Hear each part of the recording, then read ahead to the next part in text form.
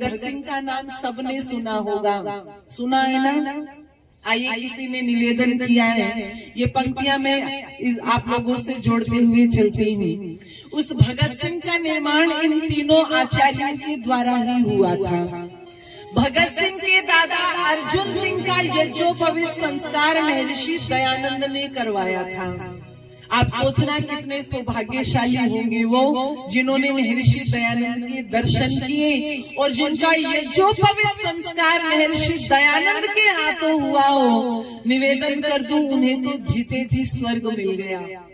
उनके तो जीवन का मानो जैसे कहा जाता है पारस लोहे को छू देता है तो वो सोना बन जाता है। ये बात तो सच नहीं है। जैसे मानो ऋषि दयानंद जैसे पारस मणि ने छू लिया हो तो वो लोहा भी सोना बन गया हो।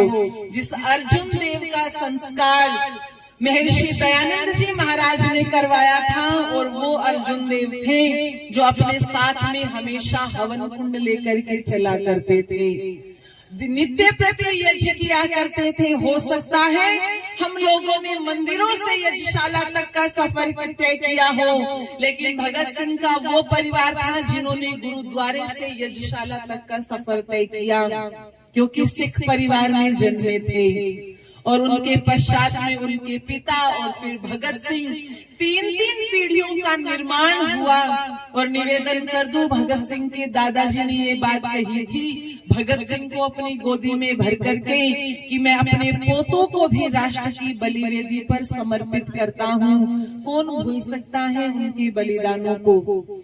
और जब वो छोटा सा बालक अपने चाचा को खेत में फसल बोते हुए देखता है और अपने चाचा से पूछता है आप क्या कर रहे हो, तो उनके चाचा कहते हैं बेटे मैं अनाज बो रहा हूँ, देखो एक दाना बोऊंगा और अनेक दाने पैदा हो जाएंगे। तो वो छोटा सा बालक भगत सिंह कहता है चाचा जी जैसे एक अनाज के दाने से अनेक दाने पैदा हो जाते हैं तो क्यों ना हम बंदूकें बो दें, एक बंदूकें बोएंगे और अनेक बंदूकें पैदा हो जाएगी।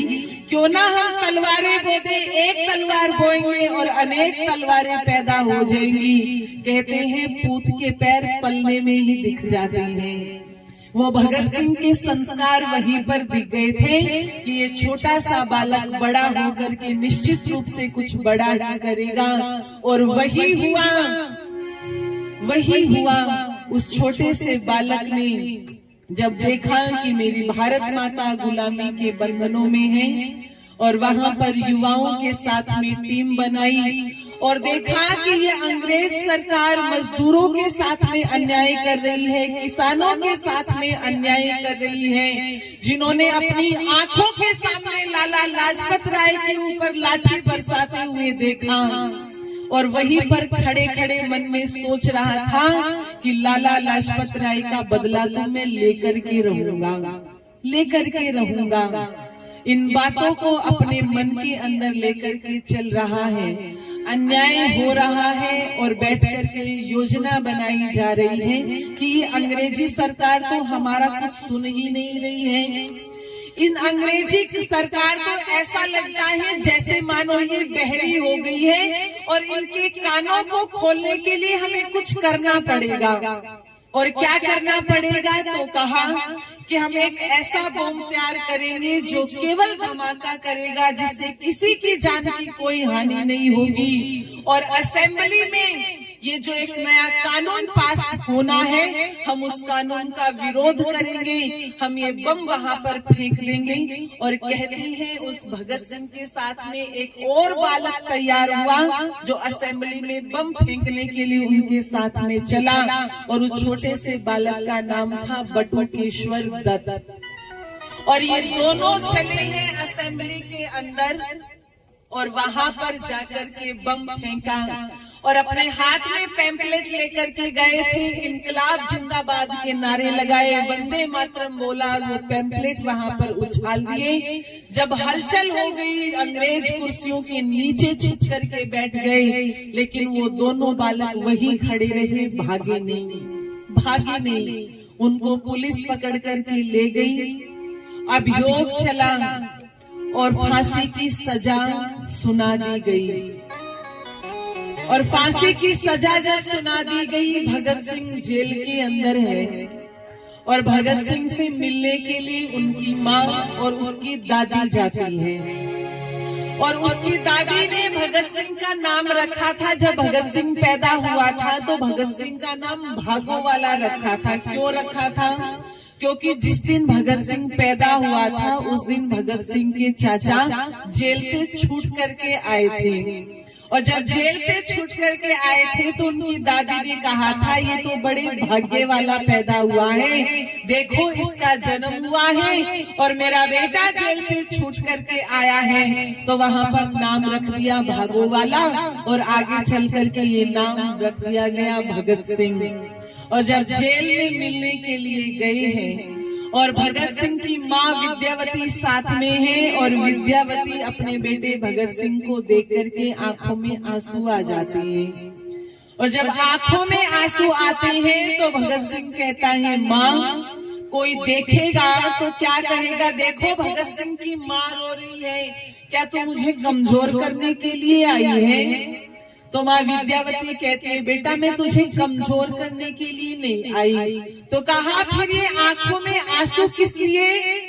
कहा बेटा मैं भी तो एक माँ हूँ, मैं भी तो एक माँ हूँ, मेरी भी इन आंखों ने एक सपना देखा था कि मेरे घर में जब भगत पैदा हुआ था तो मैंने भी सपना संजोया था कि मेरे घर में भी बहू आएगी, मेरे बेटे भगत की भी शादी होगी, इसकी भी गुड़चड़ी चढ़ेगी, इसकी भी बारात जाएगी। भगत सिंह कहता है माँ तुम्हें क्या लगता है तुम्हारा ये सपना कभी पूरा नहीं होगा?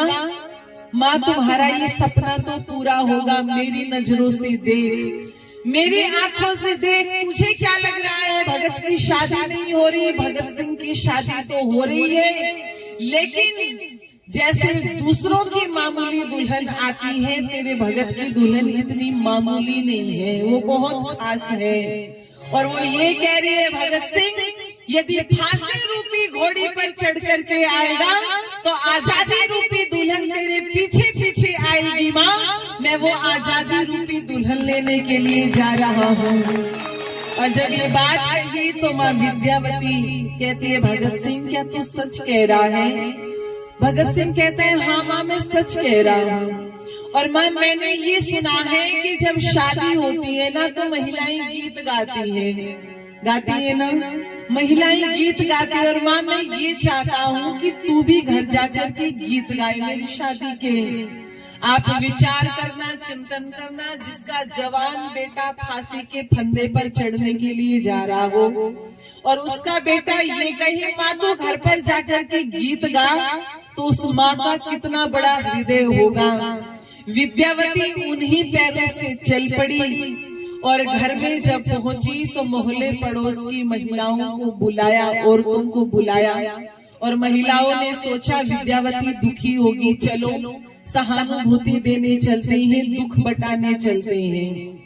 और जब घर गए तो देखा कि विद्यावती हाथ में ढोलक लेकर के बैठी है और वहाँ पर गीत गा रही है। महिलाओं ने कहा विद्यावती क्या तेरा दिमाग खराब हो गया है? तेरा बेटा फांसी के फंदे पर चढ़ने जा रहा है और तू यहाँ पर बैठ करके गीत गा रही है, क्या क्या पागल हो गई है?